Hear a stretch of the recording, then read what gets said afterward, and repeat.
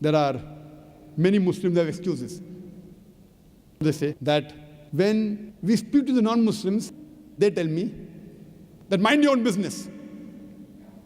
I tell them, if some non-Muslim tells me that mind your own business, I will tell him, that's what I'm doing. It's my business. It is the business of every Muslim to mind other people's business as far as dawah is concerned.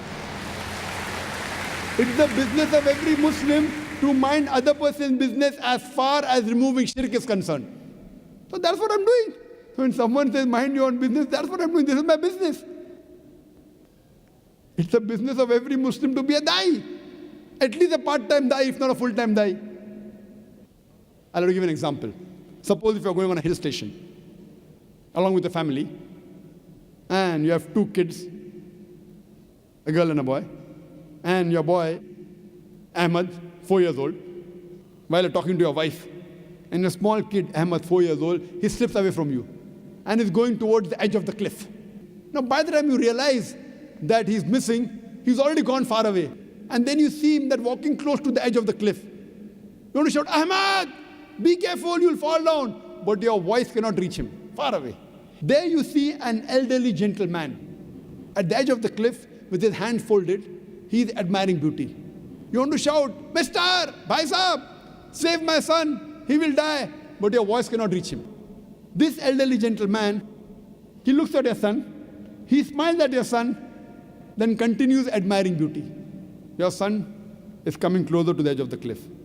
This man again smiles at him and admires beauty. Next step he takes is over the cliff and he falls and he dies.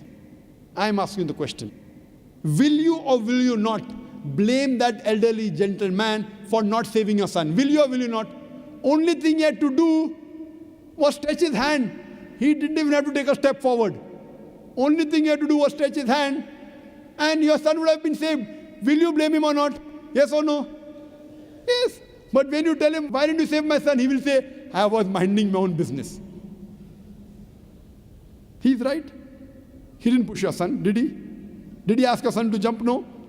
Why did he be blamed? Did he push him? No. Did he ask him to jump? No. But yet you will say, he at least had wisdom. God gave him wisdom. My son, 4 years old, Masoom, innocent. What does he know? Yet you will blame him. Will you or will you not? Of course. Same way, on the day of judgment, these mushriks, these non-Muslims, on the day of judgment, they will blame the Muslims. They will catch your collar. That when Allah subhanahu wa ta'ala, when Almighty God gave you hidayah, why didn't you tell us? On the day of judgment, these non-Muslims will blame the Muslims and tell that why didn't these Muslims who Allah gave hidayah to, who Allah gave guidance to, why didn't they correct us? It is the duty of every Muslim that he conveys the message of Islam to the non-Muslims.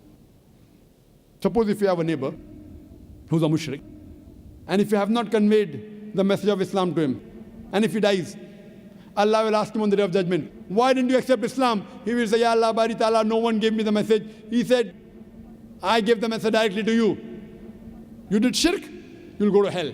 Allah will ask you next, did you convey the message to your neighbor, non-Muslim neighbor? And if you say no, you will follow him. You will follow him. It's the duty of every Muslim that he should convey the message of Allah subhanahu wa ta'ala to those who are not aware of it.